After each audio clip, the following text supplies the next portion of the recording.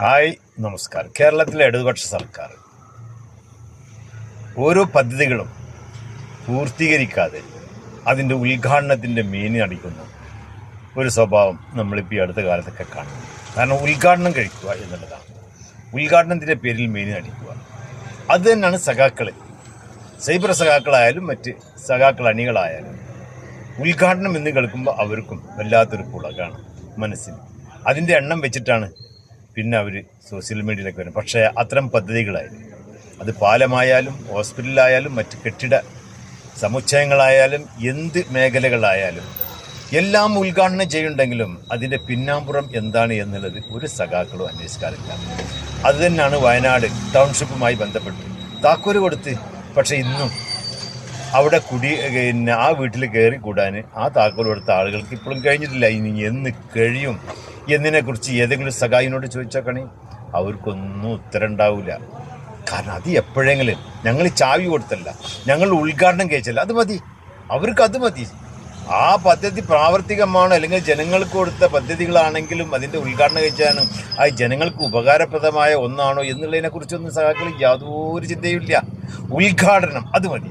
അതിങ്ങനെ സോഷ്യൽ മീഡിയയിൽ വന്നിട്ട് ഇതിൽ വന്നിട്ട് വലിയ വർത്തമാനം പറയും. അങ്ങനത്തെ ഒരു വർത്തമാനം പറഞ്ഞ ഒരു സഖാവിനെ നമുക്കൊന്ന് കാണാമല്ല.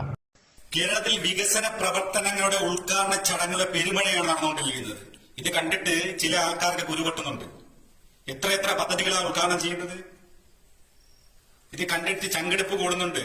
കൂടിയിട്ടൊന്നും കാര്യമില്ല. അടുത്തത് 3-ാം തവണയും പിണറായി സർക്കാർ അധികാരത്തിലേക്ക് എത്തും. പിണറായി സർക്കാരിന്റെ ഉദ്ഘാടനത്തിൽ മേനി അടക്കുന്ന സഖാവെ ഇതൊന്ന് കണ്ടു നോക്കും, എന്നിട്ട് തീരുമാനിക്കാം 3-ാമതും 4-ാമതും ഭരണത്തിൽ കയറോ എന്നുള്ളത്. ജനങ്ങൾ മടുത്ത്, നിങ്ങളെ സഹിച്ച് ജനങ്ങൾ മടുത്ത്. ഇനി നിങ്ങൾക്ക് ഈ അടുത്ത കാലത്തൊന്നും കേരളത്തിൻ്റെ ഭരണം ഒരു കാരണവശാലും കിട്ടില്ല സഖാവ്. ഇതൊന്ന് കണ്ടു നോക്ക്.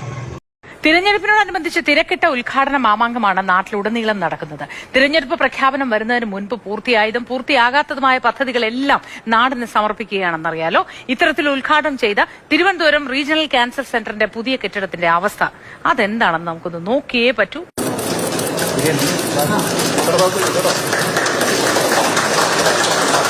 ഇത് കഴിഞ്ഞ മാസം 23-ാം തീയതി മുഖ്യമന്ത്രി പിണറായി വിജയൻ നാടിന് സമർപ്പിച്ച തിരുവനന്തപുരം റീജിയണൽ ക്യാൻസർ സെന്ററിന്റെ പുതിയ ബഹുനില മന്ദിരമാണ്. പുറത്തു നിന്നുള്ള ഈ മോടി കണ്ടാൽ തോന്നും പണിയെല്ലാം പൂർത്തിയായി പൂർണ്ണ പ്രവർത്തന സജ്ജമായി തുറന്നു കൊടുത്തതാണ് എന്ന്. എന്നാൽ അങ്ങനെയാണോ? അല്ല.